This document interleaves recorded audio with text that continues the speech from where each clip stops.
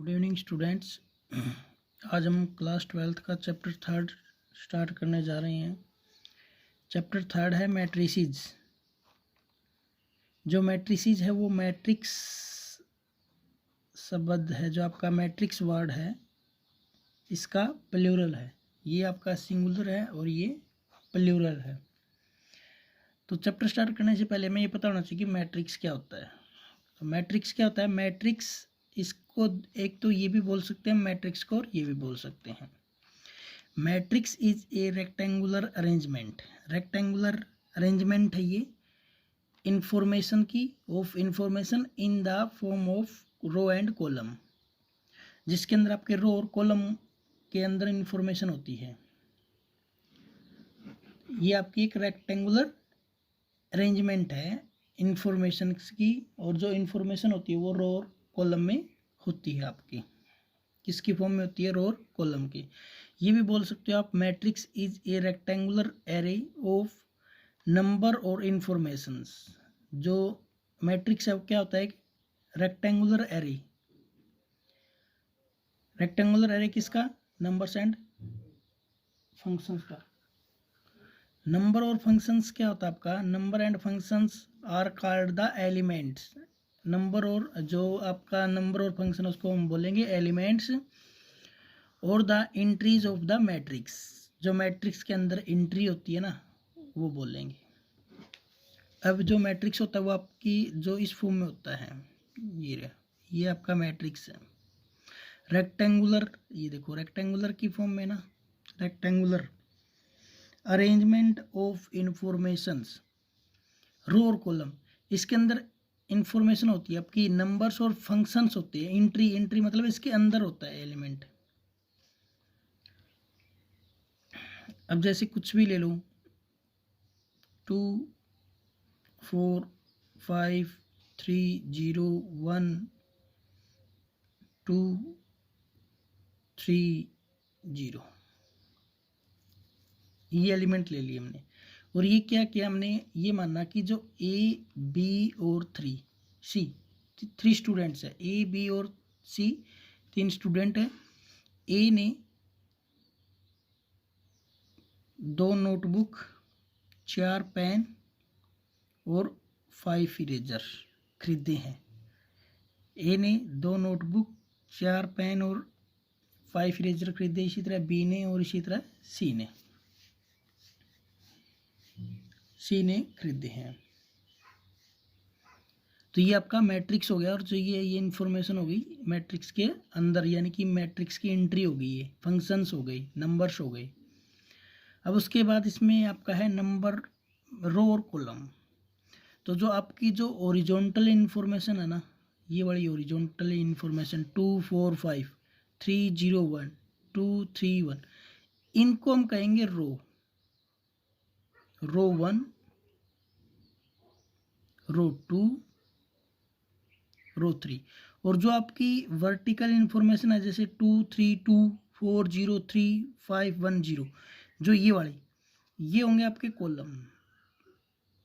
ये हो गया आपके कॉलम। कॉलम 1 हो गया, कॉलम 2 हो गया, कॉलम 3 हो गया। तो ये होते हैं रो और कॉलम। उसके बाद आपका ऑर्डर आता है, एक ऑर्डर। ऑर्डर में ऑर्डर ऑफ मैट्रिक्स भी। ऑर्डर ऑफ मैट्रिक्स, मैट्रिक्स का ऑर्डर क्या है? तो ऑर्डर में आपको सिर्फ रो और कॉलम बताना है भी, रो क्या है और कॉलम क्या है। तो जो ये वाला मैट्रिक्स है, इसके अंदर कितनी रो आपके पास? रो कौन सी होती है? ओरिजोनटल जो इन्फॉर्मेशन होती है वो रो होती है। तो कितनी रो है? 1 2 3 रो है, तो 3 आ गया।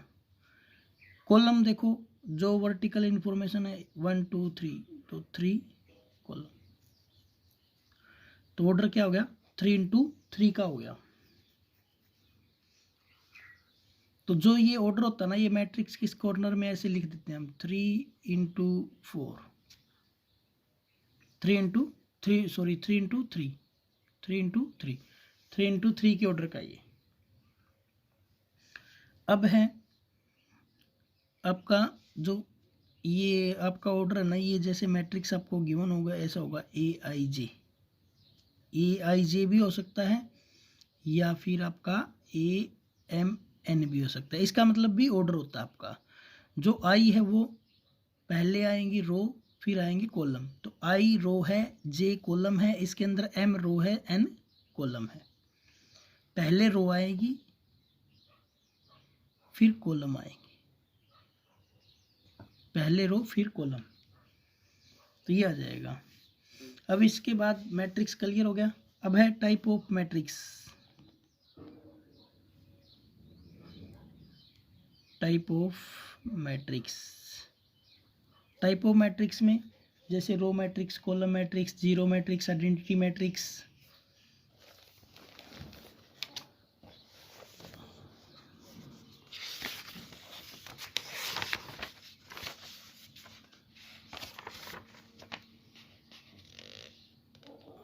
ये देखो आपके type of matrices. Type of matrices में पहला आएगा कॉलम मैट्रिक्स। कॉलम यानी कि नेम से ही पता चल रहा है आपको, इसके अंदर सिर्फ और सिर्फ क्या होंगे, कॉलम, रो नहीं होगी इसके अंदर।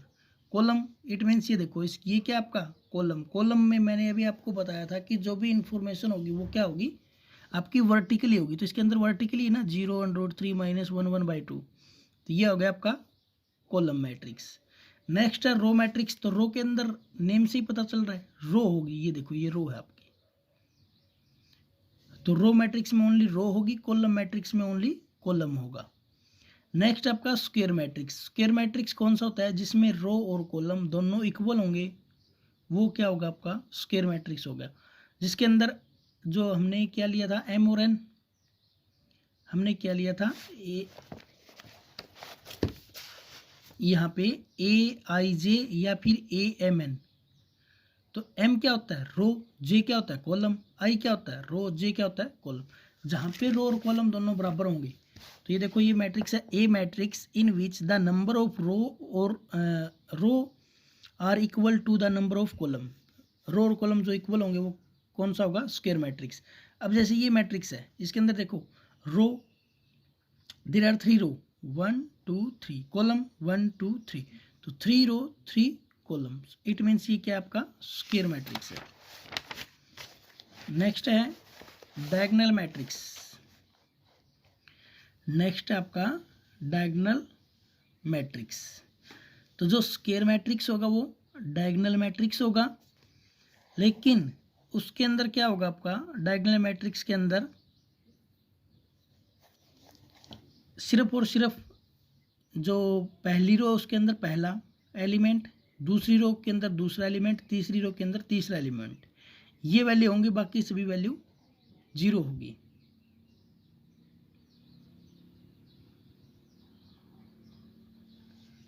ठीक है, क्या होगा इसके अंदर फर्स्ट जो रो है उसके अंदर पहला एलिमेंट, सेकंड में सेकंड और थर्ड में थर्ड, ये आपकी वैल्यू होगी, बाकी सब 0 होगा। ये कुछ भी वैल्यू हो सकती है, 1 1 1 नहीं होगी, ये वैल्यू नेगेटिव भी हो सकती है, पॉजिटिव भी हो सकती है।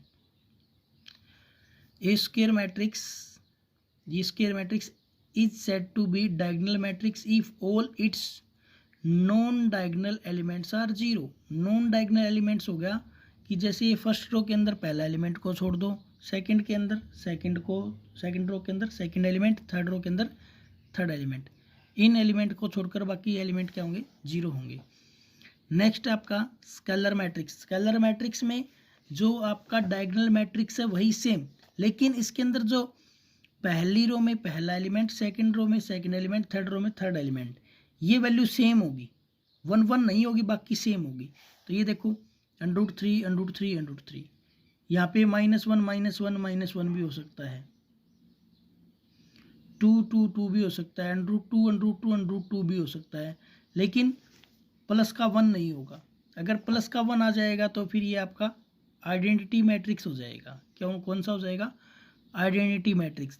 तो स्केलर मैट्रिक्स में जो रो 1 है उसका पहला एलिमेंट, रो 2 का सेकंड एलिमेंट, रो 3 का थर्ड एलिमेंट, ये वैल्यू सेम होगी, 1 1 नहीं होगी, और कुछ भी हो सकता है 1 1 को छोड़कर। आइडेंटिटी मैट्रिक्स, आइडेंटिटी मैट्रिक्स में क्या होगा आपका आइडेंटिटी मैट्रिक्स में देखो 1 1 1 होगा, बाकी 0 होंगे, लेकिन फर्स्ट रो का फर्स्ट एलिमेंट, सेकंड रो का सेकंड एलिमेंट, थर्ड रो का थर्ड एलिमेंट। ये वैल्यू 1 1 1 होगी। ये 2 का ऑर्डर होगा तो ऐसे होगा, 3 का ऑर्डर है तो ऐसे होगा। क्लियर है। नेक्स्ट है आपका जीरो मैट्रिक्स। जीरो मैट्रिक्स में क्या होगा, a matrix is said to be zero, यानी कि सभी एलिमेंट जीरो होंगे, चाहे वो 2 का ऑर्डर हो चाहे वो आपका 3 का ऑर्डर हो, सभी के सभी जीरो होंगे। 1 2 3 ऐसा कुछ भी नहीं होगा, सभी जीरो होंगे। तो ये आपका जीरो मैट्रिक्स। तो ये थे टाइप्स ऑफ मैट्रिक्स हो गया आपका, और आपको ये पता चल गया कि मैट्रिक्स क्या होता है क्या नहीं होता।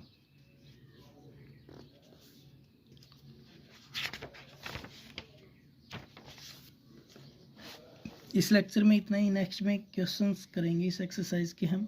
Thank you.